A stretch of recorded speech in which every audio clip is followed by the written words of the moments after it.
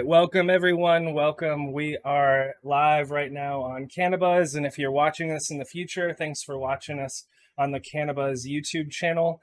We are CannaBuzz. I'm joined. I should say I'm the co-founder of CannaBuzz. My name is Q Grows. I'm joined by JR Token. We both co-founded CannaBuzz together, and our special guest is Ben Gilbert, or as he's known as Ben underscore all caps on Instagram.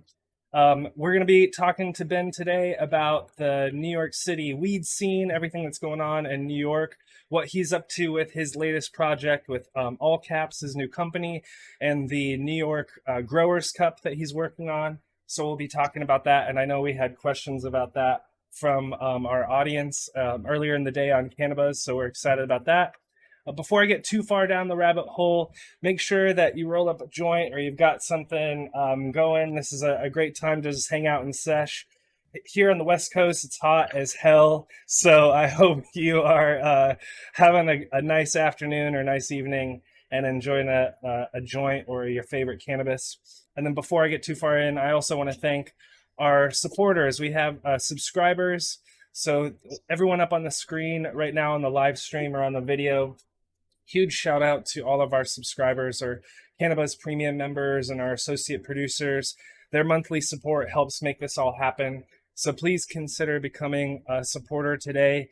Use code 420summer at checkout, and that'll give you your first 3 months for $4.20 a piece. We'd really appreciate it. Just open up the app and open up the slide out menu and click or tap subscription options, and you'll see CannaBuzz Premium, and you can get it for $4.20 a month.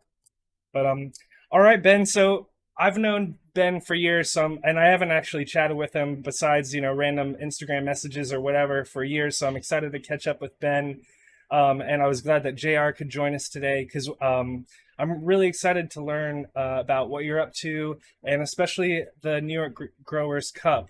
But Ben, let's start off with a quick introduction for yourself. How can people, just give us the rundown, I guess. Sure, yeah. So the very short spiel that I've been giving people of the last 15 years of my life or so is that I have been a journalist for my whole career. I'm not a grower. I am not a trapper. I am not a distributor. I am certainly a huge weed nerd, but that is, my closest to having bona fides. What I'm doing is what I have done is created a New York City-based cannabis media company, which is to say that we do like event production and public relations and marketing strategy and ghostwriting, a lot of stuff that's like needed for companies that are coming online in the New York market, because New York obviously has legalized cannabis in March 2021, and currently we're in this like weird middle ground area where everything's coming online still. So the goal of my company is really to be a bridge to that new legal market for a lot of the legacy market that exists here, which is of course huge. Like New York is obviously the largest cannabis consumption market, and it has a huge footprint of people who consume and also grow. And there's obviously, it's a distributor market first and foremost, I should say. Like the vast majority of cannabis in New York is from California. But New York itself has a long history of growing and of also importing from other places. And we can get deeper into that. But the long and short is that, I started this company really to be like all in on cannabis in New York. I've spent my entire professional career working in journalism, and the idea is to apply all of that, like years of writing, years of working on events, years of working with PR companies to produce large packages or to produce large features, and to apply all of that to the opposite side of things, to help these companies that are starting to become the next Wizard Trees or the next Deep East or the next, name your large California brand.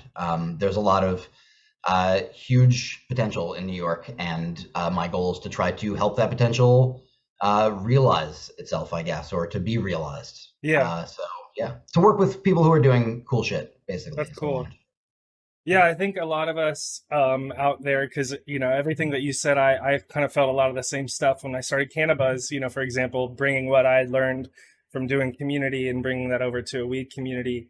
And Totally. I'm sure there's a lot of people in our community and just broader out there as legalization comes online. If you're interested in working in the cannabis industry, a lot of people kind of take a step back and they're like, well, what can I do? And one of the tips, besides like trying to become a trimmer or something like that and kind of work your way up, one thing is just to kind of assess the skills that you have currently or the things that you've been doing. And could that somehow like map over or bring over to the cannabis industry? Most Um, so, definitely. so that's Most cool that, definitely. that you've got that mission. Um, well, so I saw you rolling up something. So let's talk about that real quick. What are you rolling up? What's your preferred way to smoke? And when you're looking for weed, what kind of weed are you looking for? And how, Oh like, man, are you looking for the smell or the terps or the strain or whatever? Yeah. I think for me, it's something that's really been instrumental in. I mean, it's something that I honestly have spent like the last like year and a half, 2 years or so. It's really something where when I first experienced like farmers market style events in upstate New York and in Connecticut, where you have this direct interaction with growers and you're experiencing like really fresh weed for the first time, like really like I don't I mean obviously weed needs to be dried and there's a curing process depending on weed and whatever. I Sure. obviously there's more complications than that. I'm broadly generalizing, but the concept of getting cannabis that's really fresh, that looks really great, that hasn't been through, being shipped across the country and all this other nonsense that happens, it really demonstrates how different cannabis can be when you have that kind of experience, and it's amazing. Like it changed. I was already like pretty nerdy about weed. Like I went to Amsterdam for vacation 10 years ago. Like I am definitely that guy about weed, and it it like it elevated the whole experience. And now, so that has really been my goal for the most part ever since experiencing that. Really has been like, how can I get the freshest possible stuff, the best stuff from growers directly, from not always necessarily from growers directly. That's not always possible for everybody in the market. I realize that's kind of a ridiculous thing. It's like an industry thing. So I don't mean to be like that, but anyway, the You can be freshness snobby as certainly. hell. You could be as snobby as you want. We're a weed app, so we're like the weed snob app, so it's all good, man. Yeah, my first question is do you still see brickweed? Oh man, I mean it exists definitely. Like right now in New York City, like there's a lot of people with tables out in the street just selling whatever, and it could be anything. It could be sprayed. It could be any number of things. It could be hemp that's been sprayed with distillate. It can be like it's gross, and I'm sure some of that is brick. And there's trucks also all over. Like a lot of those trucks. Some of the trucks are reputable. I don't mean to. I'm painting with a broad brush, but a lot of those trucks are selling very old, not very good weed that is of dubious origin and potentially problematic in terms of what's in it. So I think that's like, I don't know. It's so hard. Like I haven't seen brickweed in so long. Like I remember going to the Bronx in like the late '90s, early 2000s, and buying brickweed for like $5 a gram, and full seeds, really brown, really tight. Like I don't think you see that as much. I think what you see is like old California leftovers. So you see like a lot of like very small, like smalls, but old smalls, and like Oh, of LCG or whatever, like stuff that you would expect to see, but it's just old and smells like cat piss, like smells like ammonia, and it's junk. Like it should be thrown away or not consumed. But that's what you'll see more than anything else. I think on like the very low end, like every bodega here is selling weed right now, right? Like it's like that. So like that's what you'll see there. Um, and then on the other end of things, of course, there's like super high end consumption lounges and like weed speakeasies, and like it's all over the spectrum of what you want to experience as a cannabis consumer right now in New York City is really like wide. Yeah. so like at the end of the day, you buy a ounce of really good, high quality, fresh, top shelf. What's the price out the door? You're looking at, if you're talking about, I mean, it really depends. If you're talking about designer stuff in California, you could be looking at 400, 450.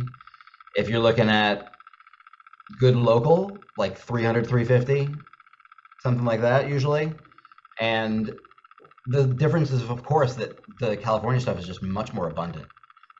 So local growers, even the best local growers, sell out, and that's just I mean, it's the nature of how it is right now. The scale just isn't there for a lot of local growers still, and their stuff is great, but they just haven't had the opportunity to open large-scale cultivation facilities yet. So there's none of that really.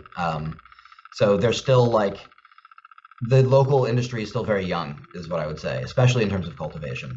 There's certainly a long history of cultivation. There's some like legendary breeders here even, but they don't have the scale. Definitely not the scale.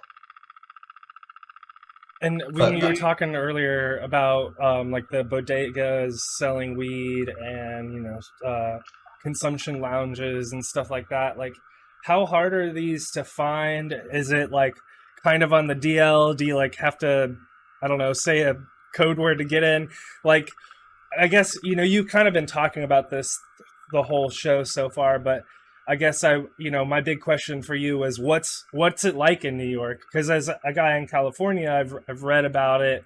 We see articles or maybe we see something posted on Instagram or whatever, but it's I guess it's hard to know what's bullshit and what's not. So sure. It's great to hear from you, like what's it like actually as like someone who lives there. Sure. Yeah. No. I mean, I've basically spent I stopped working as a journalist in June and I started my company in July, and I spent basically, I don't know, like the summer just doing research. And I mean, when I say doing research, I mean going to every consumption lounge I could go to, talking to as many people as possible. I think everybody has heard of the Astor Club. That's certainly like the name in New York. That's like the biggest one. It's the one that you see like people like Burner showing up at, or like Doja showing up at. It's like the center of the culture in New York for sure. It's the biggest name that people know. There's a lot of other options, of course. There's Metro Bud Uptown. Those guys are great.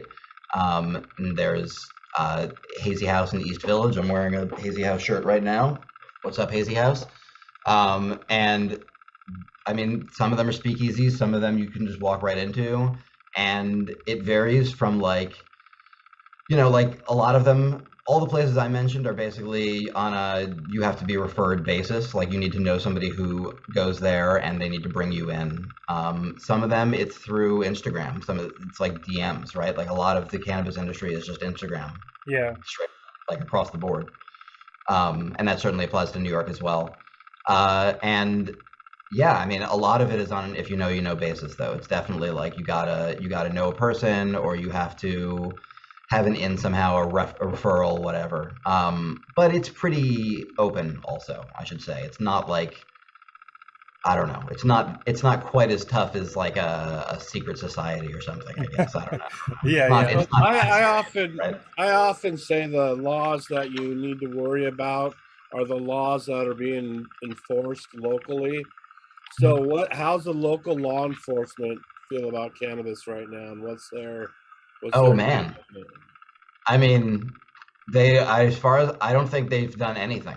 The NYPD there was some enforcement action taken against a small handful of what's called Weed World. It's like a specific brand of truck that you see usually in New York City. There's a handful of storefronts as well, and they, previous to legalization, were largely selling what they called like weed flavored candy. So they'd have like lollipops that were like named after different weed strains, and they'd say like there's no THC in it, it's just supposed to taste like it. And that was like their grift. And so they did that for a long time. And then when legalization happened, I guess they started just straight up selling weed, but like probably not very good weed. They're like very Times Square based. So they honestly like prey on tourists. So tourists come and they see Weed World and they go in and they spend literally like $20 for a pre-rolled joint of something that is, who knows like what's in it. I would not suggest it. I certainly wouldn't tell any of my friends to go there, or anybody who's visiting New York to go there. So the NYPD had there was an enforcement action on a bunch of their trucks where they went after them for their edibles, basically saying that they didn't have a license to sell food. So they didn't go after them for weed. They went after them for like something else. But the reason they went after them is because the Times Square, there's what in New York City, each business district in Manhattan has like a little like local group of like business owners basically. And so the Times Square group got together and got very mad about these trucks because they're somewhat disruptive to business for tourism in Times Square. And so they got the NYPD to go after them basically. So it wasn't, I say all of this, I'm going into way too much detail intentionally because it wasn't like they're selling weed, let's get them. Like the NYPD for the most part has done nothing on people selling weed. Like if you have a table set up selling weed outside in Union Square, I've never seen the NYPD arrest somebody doing that, like openly. It's wild. Like turkey bags in Union Square, like it's wild. JR, you're on mute. I was going to ask you, Ben, too. I'd love to hear you talk about more broadly in the state too, if you kind of know what's it like, you know, further out in New York. We've got some people that are, you know, living in the state, but they're outside the city. So they were kind of bringing that point of view. Definitely. Yeah. I mean, New York State is massive and the city is like, it's a tiny microcosm of itself. Like it's like its own little culture. Of course, I mean, it's obviously gigantic, and New York City is New York City, right? Like I don't mean to minimize it. I just mean to say that like New York State is varied and huge, and like Syracuse is very different than Buffalo. It's very different than whatever New Paltz, et cetera, et cetera. Like I got a hell of love for Upstate. There's no love lost for them, but I can't speak to how it is in Hudson Valley necessarily, but I know that up in central New York and western New York, like I'm going up to an event in Syracuse on the 18th where it's just straight up a farmer's market for cannabis that operates openly every week or every 2 weeks, excuse me. I'll just give them a shout out, the Unplugged Legacy Market. They're on Instagram. Come through, say hello. I'll give you a sticker. Awesome. It's great. What do you think was in the New York law that kind of led to this? Like, it's open season right now. Yeah, it seemed like it flipped like a switch, didn't it? I mean, 1 minute they were busting your balls for a gram, and the next minute, you know, you're selling in the park. I mean, they really, I should say, I've called it a legal, like a gray area. Like we're in the I don't know. I mean, it's definitely not legal to be selling weed on a table in Union Square. But the NYPD doesn't really have a means. What are they going to arrest you for? Like they're not really in a position to arrest you yet, basically. Like there's no licensing set up yet. There's no regulations set up yet. They're still in the process. The Office of Cannabis Management, which is the office that oversees cannabis for the state of New York, is very, very new. They're like a year-ish old. They only have so many employees, and they're like right in the process of doing everything. So the first thing that they did was they allowed all the hemp farmers in New York to turn the hemp farms into cannabis farms. So that's intended to produce the first legal harvest that's currently happening right now in New York. And then the second thing that they did was they allowed dispensaries to become licensed, and that just recently opened the application process for that.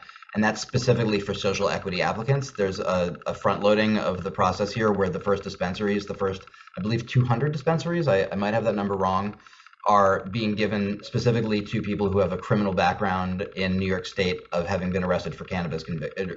Cool. They have a cannabis conviction on their record, I should say. That's really cool. So yeah, it's like it was a big part of New York legalization, and part of the reason why New York legalization didn't happen for so long is because they were really intent on making sure that there was social equity stuff built into the law instead of just I mean, we see it in New Jersey, honestly, where it was just turnkey given over to MSOs. You see, you know, Cureleaf and, you know the MSOs that are just totally dominating there. And I mean, they're selling $65 weed that tastes like cardboard, and it's a bummer. Like, I don't know what else. A Mylar bag with a cartoon character on it. Yeah. And they don't even have that. In New Jersey, the regulations don't allow for that. So it's not even a nice bag. It's an ugly bag, and it's $65. And it's like, I don't know. I mean, I don't mean to hate on the New Jersey growers. Like, it's scale, and it's like, I mean, the people that Cureleaf is serving, the people that Verano is serving, like, I don't know that audience cares as much, and that's fine. Like, no shade to those people, but it's like they're overcharging those people, and it's a bummer that that's happening. And like, I don't know. I left corporate media intentionally, so my love for corporate cannabis is not large. Well, you're in good company here, because we definitely encourage our friends to support their local grower, as JR would say, whatever that means. Yeah. Yeah. And Always. also, you know, like you said, it's being smart about how you legalize in your state is important. A lot of people will want to jump to the first legalization that gets thrown on the table and deny themselves grower rights and stuff like that. And so, my question to you is, what are the grower rights in the area? So that remains to be seen. We have only gotten a very little. So we know that there will be home grows allowed for sure, recreational or adult use home grow, I guess is the way I would put it. They just haven't laid out how that will work yet or how many plants you'll be allowed. In terms of how they're supporting legacy growers, that remains to be seen. There isn't like a plan that's, as far as I know, that there isn't like a similar version of the social equity plan that would allow to like front load the cultivation licensees, for instance, with people who were like legacy growers. It's just there's not really a direct way to prove that in a court of law, or to like, it's not as you can look at like a conviction, you can say like that happened, here's a record, I can show you that. There's not really a similar thing for legacy growers. Like if you've been growing for 10 years and you've never been arrested, you just don't have any paperwork to prove that, basically, right?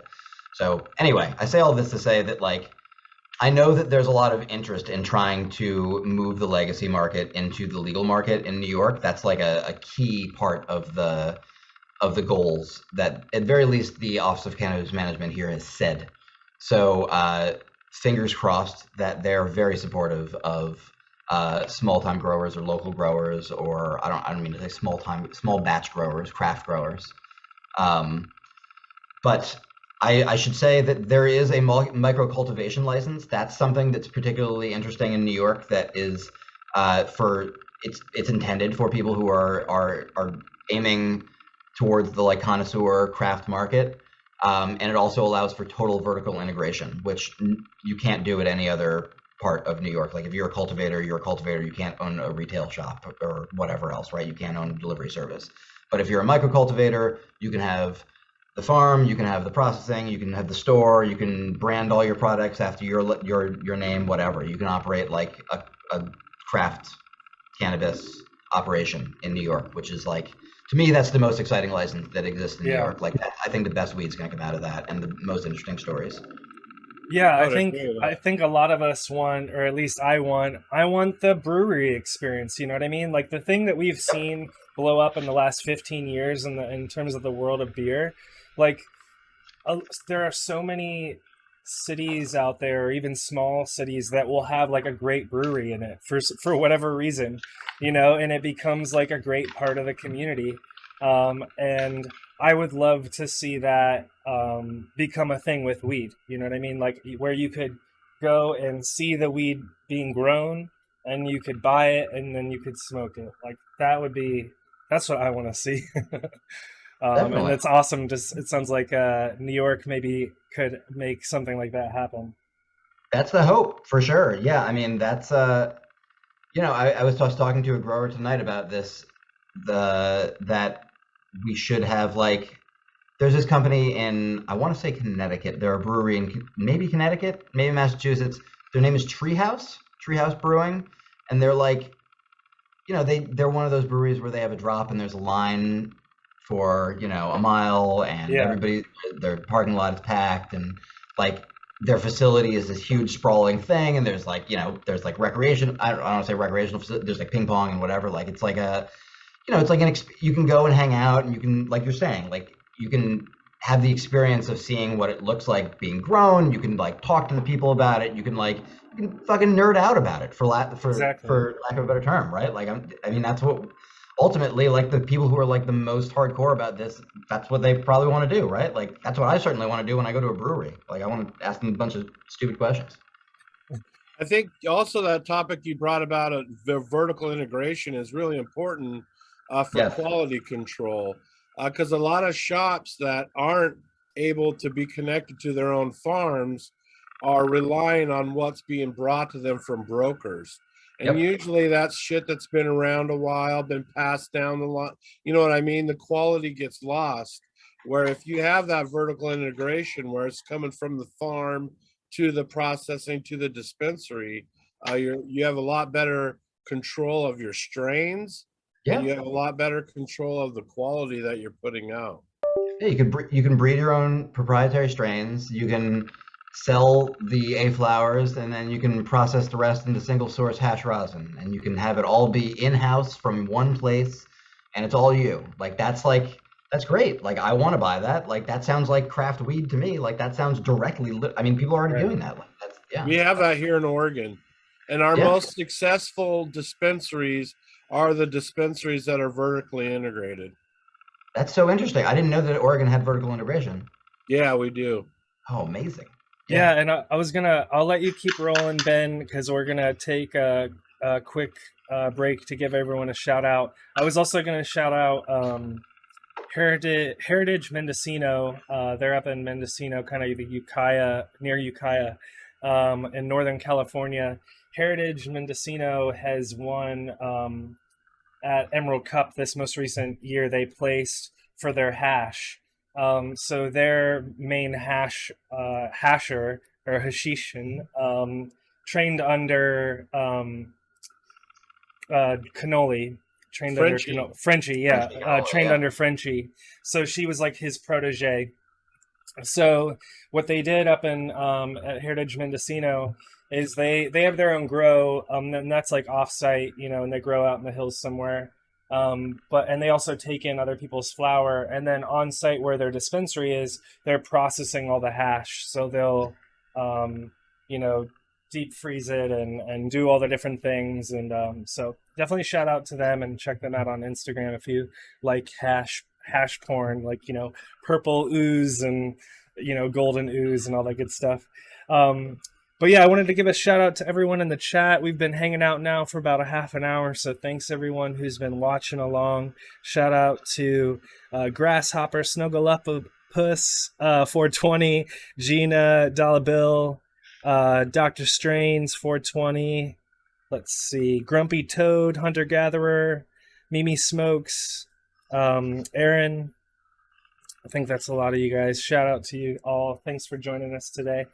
So, Ben, when I told the community today that we were going to connect with you and we were going to talk about New York, we kind of heard about two things. One was about, just people talking about all different places of New York and how some of our members are kind of spread across the state. And there was also a lot of interest in this project that you're working on, which is the Growers Cup. So, So yeah, we'd love to, you're actually JR placed at a cup recently. He's not too bad of a grower himself. We'd love to nerd out about cups, grower cups. So yeah, tell us a little bit about the New York Growers Cup, what you guys are doing over there.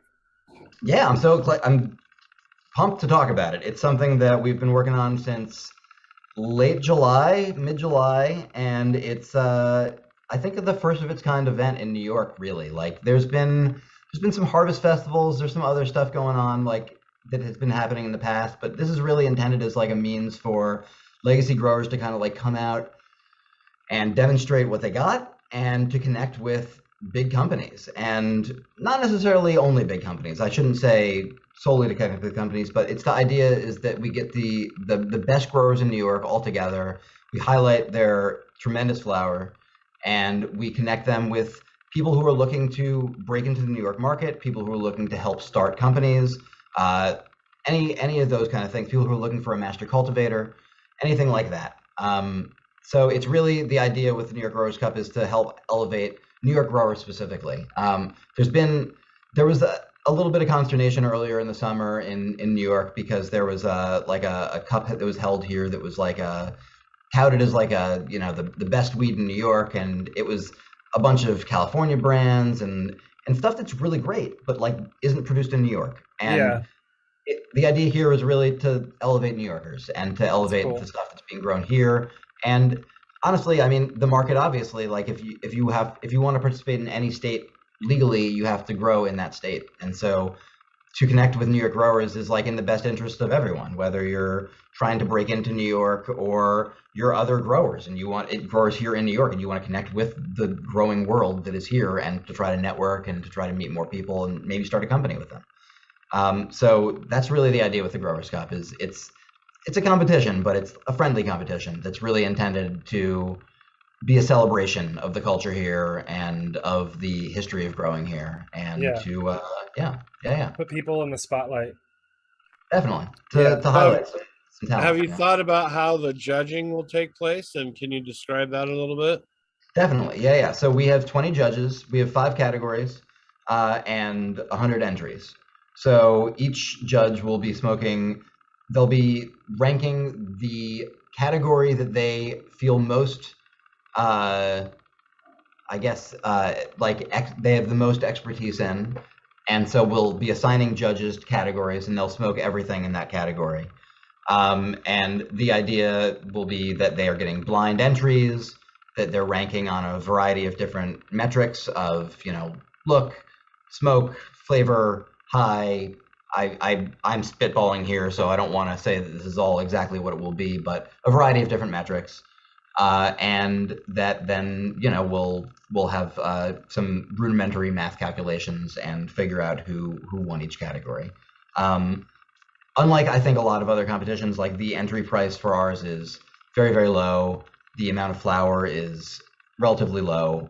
The idea is definitely not to turn this into like a big money-making venture. It's much more of a foundational event for the industry here and to try to connect people. So like the judging is, we have a bunch of judges who are a mix of people who are like OGs from New York, people who are of the cannabis world, I should say, people who are like reviewers, a kind of a mix of different folks, and I hope they'll take their job seriously, but like this is definitely intended again as like a friendly competition. So I hope nobody's going away furious from this, like I didn't get a fair shake or anything like that, because we certainly intend to do that.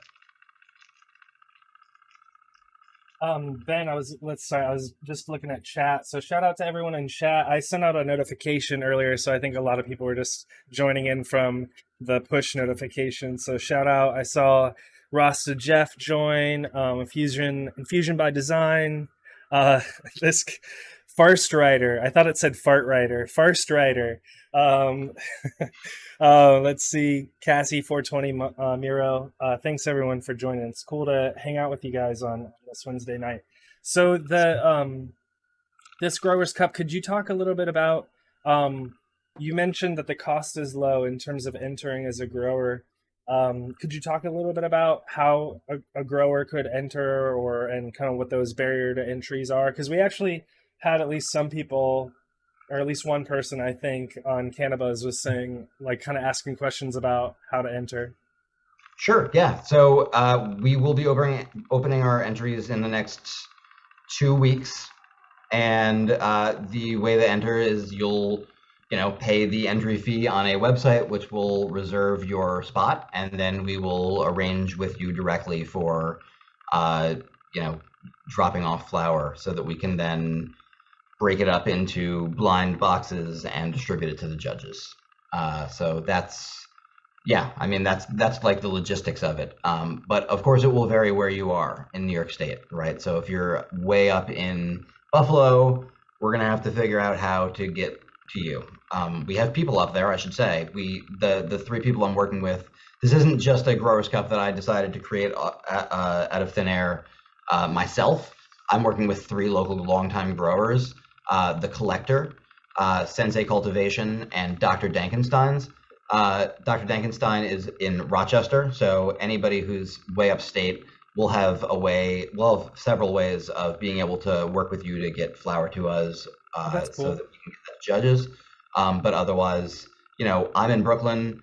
My colleagues are in other parts of New York, outside of New York City, but not too far, and are able to they're available for drop off as well. And then I'm happy to go to Long Island, et cetera, right? Like we're gonna have to work that out. Like that's definitely the I don't want anybody putting it in the mail, you know. So we gotta figure that out. Part of your But logistical, challenges. there's a bunch of events coming up, I should say. We'll be at an event on September 18th, I said previously, in Syracuse. There's another event we'll be doing in White Plains on October 1st. And we'll do another event later in October and probably mid-November. And those will all be opportunities as well for people to drop off stuff or to meet up with us. So plenty of opportunities for sure. We actually did have some questions, before the stream earlier today on our post on CannaBuzz, and because people were talking about them being, wherever they were up in Rochester or Syracuse or wherever it may be, and so Sure. this first cup is in Tribeca, right? And that's in the city, that's in New York City or nearby. It's in Manhattan. Yeah, that's just, I should say, that's the reception and the awards show essentially. The competition is obviously statewide, but yeah, we chose for the first year for the award show itself to be in Manhattan. It's something that honestly none of us live in Manhattan, so it's not even like we're doing it where we are. I am probably the closest person in Brooklyn, and I'm like 25 minutes by subway or something from the event space, so like it's convenient for me, I guess. But that was certainly not the point. The point was very much like it's Manhattan, right? Like I think I brought it to my colleagues, my partners in this with like, are we being jerks if we do it in Manhattan? Is that like, are we being too New York City centric, right? Like that's certainly it's like a thing in New York, right? New York State is huge. And if you live up in Rochester, you get forgotten a lot. If you live in Buffalo, you get forgotten a lot, right? Like when people talk about New York, they talk about New York City. And even more specifically, they talk about Manhattan. I was certainly cognizant of that. We were certainly all cognizant of that. None of us wanted to be insulting to anybody who's upstate or in Long Island or in Hudson Valley or, central New York, et cetera, et cetera. But it's also New York City and it's Manhattan and it's very iconic. The Statue of Liberty is on our license plate. I don't know what to say. Like it's certainly, I don't think, an insane thing for us to be putting on the award show in Manhattan. It is Manhattan. But it's a cool place, especially to kick it off in. You know what I mean? Of all the places that you're going to kick it off in, Manhattan's not a bad spot. It's also, there was other considerations, I should say, as well, like in terms of just like we're doing this in December, and Rochester in December is different than Manhattan in December. Like if you were in Rochester, there are parts of Canada that are south of you. Like I don't know how else to put that. Like it is north. You are driving for a long time from New York City to get to Rochester. So I think Rochester's great. I think upstate is great, but for the first year, yeah, we went with Manhattan because it's for a variety of reasons, logistically as well. There's a lot of hotels. There's it's I think very like easily accessible for like people who are flying in from maybe California for the event. So yeah. So will it be like a consumption event, there'll be sponsors and stuff there? Oh, most definitely. Yeah. So it's it's an awards show. There'll be a music performance. There's food being served. I expect people to dress nicer than they would normally. Your finest hoodie is fine, but something nicer than I don't know what we're all wearing right now. But yeah, so it's definitely though the first requirement we had when we were looking for a venue was we need to be able to smoke weed. Let's not be ridiculous. Like I know that sounds maybe juvenile, but like it's a weed awards show. Like how could we not be able to smoke weed? That would be ridiculous. So at every step of the way for booking this, we've found different vendors, I guess is the way to put it, whether we're talking about the venue itself or the food vendors we're working with or the musicians we're working with, where they like are on the level and are down for a weed event, like that was really important. Like we were lucky to find a venue host that was like, I would love to do a weed event. I'm happy for you guys to smoke weed in here. This sounds great. I want to attend. Like that's the attitude you want from the guy that you're booking the venue with for something that otherwise, you don't want it to be like, oh, we're not sure. We don't know. Like we're worried about X or Y. And you're like, I don't want anybody to have their feelings hurt or be upset or be burned by something that we're trying to do. I want everybody to feel like it was done above board and we're all on the same page. So yeah, definitely a consumption event. We have sponsors. We have a variety of sponsors that you will have heard of, and some that are definitely more, on like the grow side of things, like some like either like a dehumidifier company or like a nutrients company or whatever, stuff like that. We're certainly open to sponsorships from them and are being sponsored by at least one of those. But we're also targeting major California brands who might be interested in getting into, or Colorado or Washington or Oregon brands that want to get into New York. So in addition to that, I should also say we are definitely targeting New York as well. There are some major New York brands that I would be remiss if I didn't say that they should be included. Like we would be crazy to be doing this without certs. Like we should have certs involved. Like certs is a huge New York brand. Certs is like maybe the biggest New York brand that is out that exists currently. So I feel like it would be great to have them involved. There's companies like Buddy's Bodega that's certainly like huge. Like it would be great to get them involved. They're even in dispensaries in California. So I certainly want to get New York involved as well. So yeah, anyway, though, the intent though with sponsors, I should be clear, is this is not like a let's make a lot of money event. This is definitely like let's pay for the event. The money is like, this is not like I say this because I feel like there's definitely some cups out there, and I don't mean this with any shade at all, but the intent is for it to be like an ongoing business. And that's not the intent with this. The intent with this is for it to be, it'd be cool if it was an annual event, that'd be great, but we want to break even and get our money back and keep doing it every year and grow it, but with the intent of growing New York's cannabis culture, not making a ton of money from this event. We can all make money at the businesses that we form from this event, Right. Did you guys have to get a like a cannabis events license, or are things so laissez-faire there that you guys can just say, fuck it, we're putting on a weed event and it's all good? No, I mean, it's written into our contract that we are allowed to smoke weed at the event, but there's not like a special license we needed to get for this. It's just the event space has whatever license they are allowed for events, and that was that.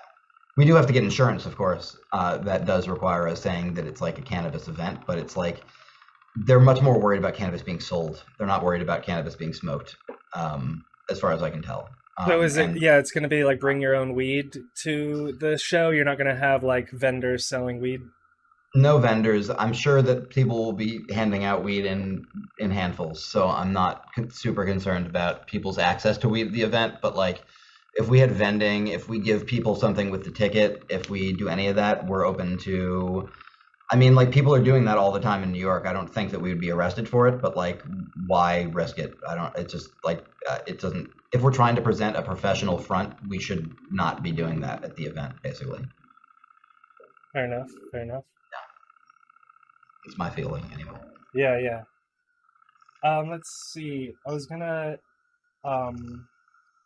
well, before I'll just double back, I guess, to double click, if you will, on the question, kind of the thing that I was asking about earlier, which was about kind of events outside of New York City. Do you see yourself kind of doing these? It sounded like you're kind of already doing some satellite events-ish type things that are happening this fall, like in the lead up to December. Definitely. But yeah, like what if I guess, are you doing other things throughout the state that people could check out? For sure, yeah. So we'll be doing some piggybacking on other events. We held a seed swap event earlier this summer that was just kind of intended as like an informal, like, let's get everybody together to just hang out and have like a big sesh and swap some genetics and show what you got and whatever. And it was like pretty casual, and that was great. And that was like our event. But additionally, the events we'll be doing leading up to the Cup are more like we're piggybacking on other events around the state. And so the one in Syracuse is us piggybacking on top of this thing that's every 2 weeks called the Unplugged Legacy Market. And we'll be doing we'll have a table there and we'll be set up talking to people, but we'll be doing like an informal like seed swap event after that, so that growers can stick around, get to know each other, swap some seeds, that kind of thing, hang out and smoke some pot, hopefully. But nothing like as formal as the seed swap we did previously. It's definitely more like we'll be appearing at other events. There's a couple events in New York City we'll be at. There's a couple of events in White Plains we'll be at. And if you want to know more about any of this, if you're in New York, we have an Instagram. It's New York State GC. And that is where we'll have everything. We also have an email listserv you can sign up for there, but all of our information is there. We post everything there. I am the person posting it. If you want to DM us and ask anything, I'm happy to answer. Cool. So when you're doing these seed swaps, what kind of gear is really hot? Oh man, it's in the Northeast. It's all sours. I mean, like, I shouldn't say all sours. It's a lot of sours. It's a lot of sours and a lot of haze. So you're seeing. I got to give a huge shout out to Piff Coast Farms. They're a small batch farm here in the area, and they focus primarily on hazes of the Piff variety. Do you guys know what Piff is? Do you know what I'm talking about when I say Piff? No. Oh, this is great. This is the best. This is like the most New York ass thing. So Piff is like a strain that came from, so the legend goes, came from Cubans in Florida who brought it to New York in the late 80s, early 90s, and the strain is known as Cuban Black Haze, or Piff.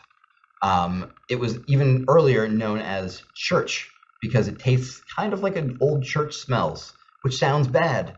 I describe Piff as like the Scotch of weed. Like, it's very divisive. My wife thinks it smells terrible. I love it.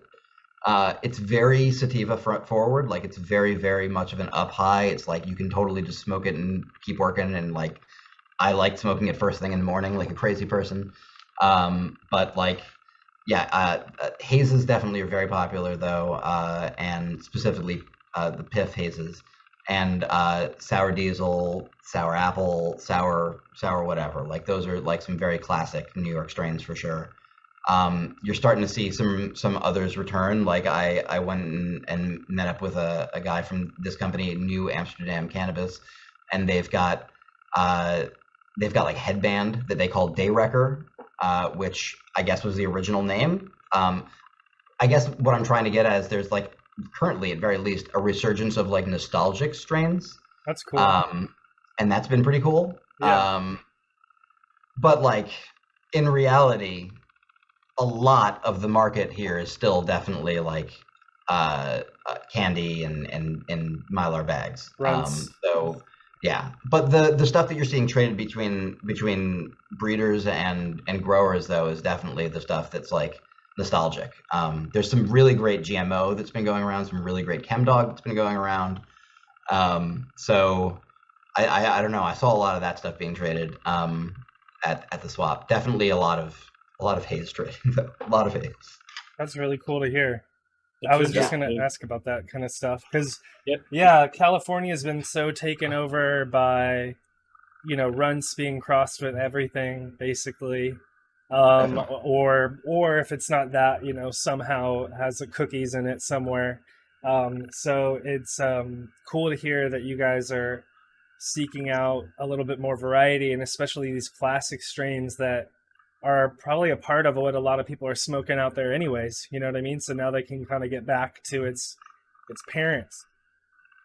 That's something I think has been really exciting, is that you do see some of the, people will say like, oh, I've got the, X or Y cut of this, like from, pre-97 or whatever, right? Like, there's always like I got the thing that tastes like the thing you remember it tasting like from however long ago.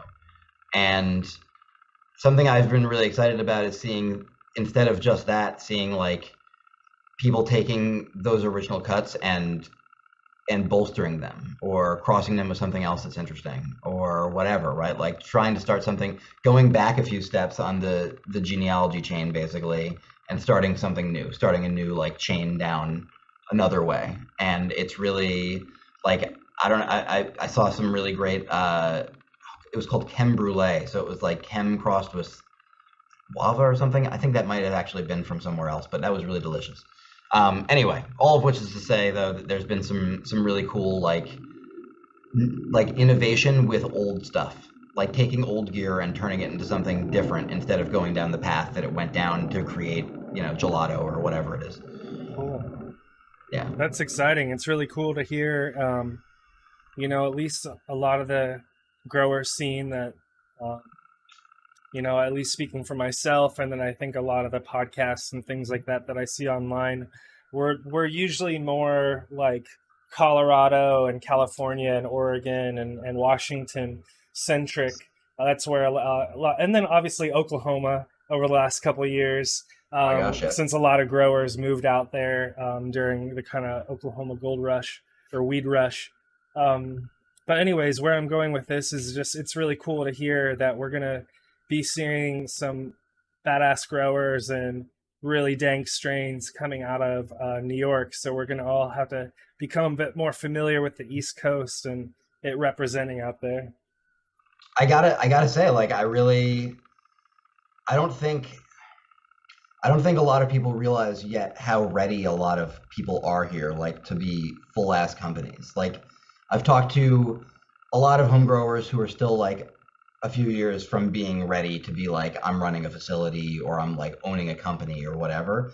And then I've talked to a few people who are like, they have investors, they have a lease, they have blueprints, like they are going. Like, it's not like people are like trying to figure out how they can make it work. Like, there are some people still there, of course, but like there's a substantial part of the market here that is like ready for business the second that they have the possibility to get a license legally. So I don't know, like you've heard a lot of comparisons to like Prop 215 days right now here, and I don't know, I can't speak to that. Like, I wasn't in California then, so I don't know, but like it's definitely like there's so much energy and promise. Like, there's like, I quit doing a career to jump into this, and I am not alone. Like, I know other people who are like, this is, yeah, I'm going to go all in on New York right now because there's so much momentum, like, and there's so much excitement, and there's so much, I don't know, there's so much interest. Like, there's like a lot of promise, and it feels like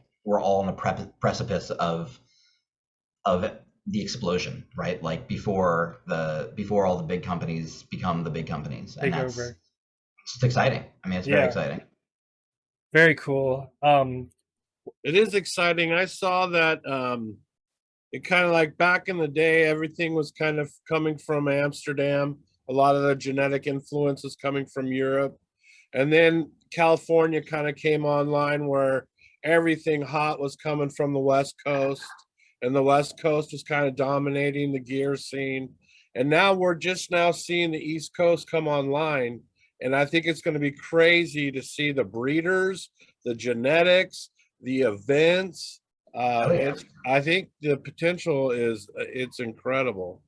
Just wait until you start seeing some of these collaborations. Like, I would love to see like Doja come out here and bring some of their genetics and get some people out here to work with them, and maybe they do a breeding project, right? Maybe they do like a big pheno hunt and we get something really great out of that. Like, that we're just at like early days of that, and that's like it's very exciting. I hope that I'm certainly not upset about all the great stuff I'm going to get to smoke out of this. Like, I get the feeling that there's going to be a lot of great testers, so that's exciting for me for sure.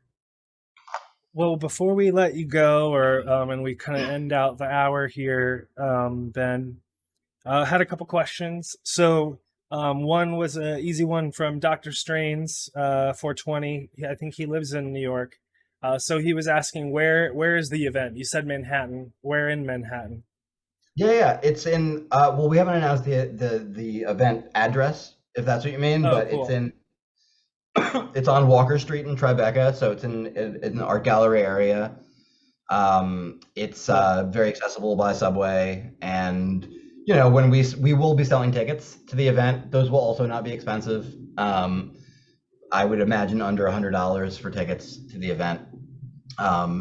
It will not come with weed. I'm sorry. I know that would be great. I would like that to happen too, but we can't do that. But it will come with access to a huge number of growers, and I'm sure there will be plenty of weed at the event.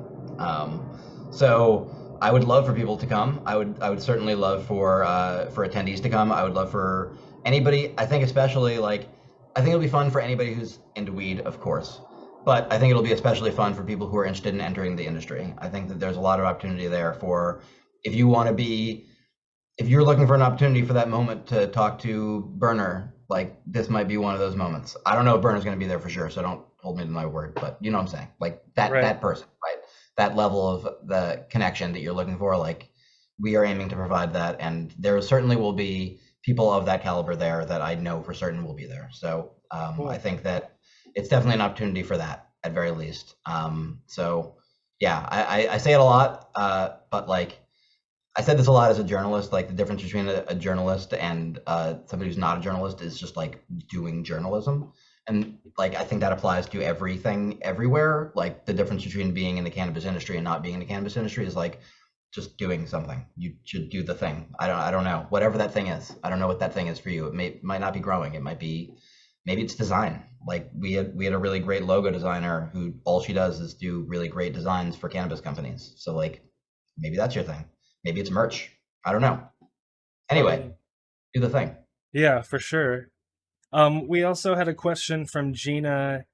She was asking if you had heard about any sort of issues, I guess, farther out in the state of like kind of NIMBYism issues where, essentially neighbors or people in the town are trying to block any sort of weed stuff going on right now. It is my understanding that there was pretty strict, like if your town or locality wants to stop dispensaries or cultivation from operating in that area, you have to say something or do something about it by a certain date. So I think that I believe that date has passed and those localities are no longer allowed to do that. I haven't certainly not heard of any like big blowups over that. I've heard of a little bit of it in Connecticut, which also legalized right around the same time as New York. Oh, interesting. But not as much and I think in Connecticut, honestly, it was more tied to like there were some pretty large events that were just drawing like large crowds of cars, and that was a problem. So yeah, I haven't heard a ton of that. Honestly, I've been blown away by the lack of cultural pushback from the wave of legalization in the last few years. Yeah, that's really interesting because even out here in California, and I live in technically the Bay Area in Vallejo, and even our city council meetings and all that kind of stuff, because I call into them. So I have to hear everyone else's bullshit. And, there's a lot of anti-cannabis stuff even out here in California. So that's really cool that you guys aren't running into that so much. You mentioned Connecticut legalized. I didn't hear about that at all. What are things kind of like there? Is it a medical? Is it recreational? Is it also kind of like laissez-faire, everything goes? What's the situation? Basically, the further you get from New York City, the harder the police react to being flagrantly open about weed sales. So Connecticut legalized adult use cannabis, I think like directly after New York, if not the same day, like very, very close. And they previously had medical, just like New York, but it came with a lot of restrictions, mostly MSOs, if not all MSOs. Excuse me. But it's pretty chill, I would say. Like I've been to a number of events in Connecticut that were like pretty nice. I mean, a lot of the weed there that I saw was from Maine. There's a huge overflow of weed from Maine. As far as I know, the market has been like completely destroyed in Maine, so the prices are like in the gutter, and so a lot of very good weed, as far as I know, is coming out of Maine and going for very low prices. And so that I think has affected a lot of the market in both upstate New York and Massachusetts, Connecticut, and Maine itself, I'm sure. So yeah, a lot of the weed I saw in Connecticut was coming from Maine, and it was going for like shockingly low prices, like $2.50 an ounce, and looked incredible. And you're like, I don't know what to do. I guess I should buy this. But it feels bad. Like I know a few Oregon growers who set up shop out in Maine, so that might be what you're seeing. It's I mean, you see a lot of hash coming from Maine now because they're like, what are we gonna do with all this flower? Yeah. And I mean, really good hash also. Like no shade. It's just so yeah, but Connecticut is definitely a very different market. I think their government has not done a great job of pushing legislation towards supporting. I mean, the largely people of color and impoverished people who were impacted most by the drug war and continue to be most impacted by the drug war. So I don't think Connecticut has done especially good with that. I think they've done pretty terrible with that. I think most states have done pretty terrible with that. I think New York even has not been great about that, considering. But uh, we're getting what we can, I guess. I don't know. It's a little bit of a bummer, Like I feel like there should maybe be more there, right? Probably should be more. Yeah, it's really cool. It's just cool to hear about, basically a huge swath of the whole East Coast now, at least New England, is selling weed. You can go buy weed and you can grow it in a lot of these places too. That's really cool. Straight up, I think from Maine to New Jersey at very least, not Pennsylvania, but DC, like Maryland, like yeah, like a lot of the East Coast is, and Florida's headed that way. I mean, Jungle Boy's just opened in Florida as a medical dispensary. Right. Which, Yeah, that's a their name's crazy Jungle market. Boys. Come on. Well, it's a land grab mode because there's only so many dispensaries and those licenses are being sold for like $80 million a piece. It's pretty crazy. Yes. So only Jungle Boys and Cookies and those kinds of brands can really pony up that kind of dough. Well, Ben, I was gonna we can wrap up this stream here in a second here. JR, did you have any last questions before we let Ben go? No, I just want to thank you, Ben, for your insight. I think it's interesting for us because a lot of what we see in the cannabis industry has been, like you said, from the West Coast, Colorado, that kind of thing. So now that the East Coast is coming online, it's interesting to see, what the local situation is like. And I appreciate you coming on. I appreciate you guys. Thanks very much for having me. And yeah, I mean, I love talking about this incredibly bizarre and exciting moment in New York. Like I've been here for 13 years.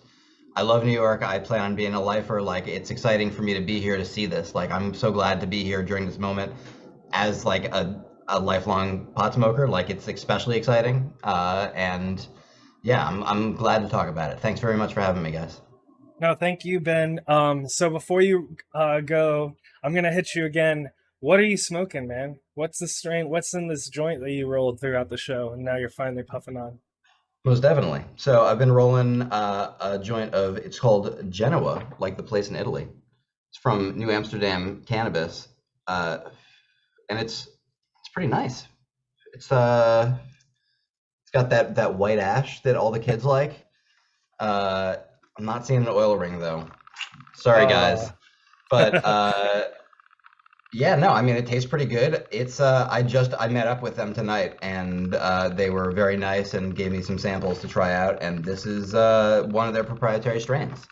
So I'm trying it out. Grown in Brooklyn. Very cool. Hashtag New York grown. There you go. Locally grown. Very cool.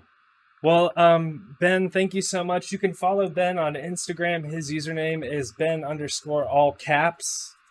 So definitely give him a follow. You'll get to see his daily adventures throughout New York and what he's doing up there. So super appreciate Ben. Huge shout out to everyone who's been watching tonight. We've had so many great people hanging out and having a good time in chat. So we thank you. And thanks again to all of our CannaBuzz Premium and associate producers. We appreciate you guys. Like and subscribe on YouTube. Tell your friends. Thanks, everyone. Have a great night. And we'll see you again soon on the internet. Thanks, everyone. Growers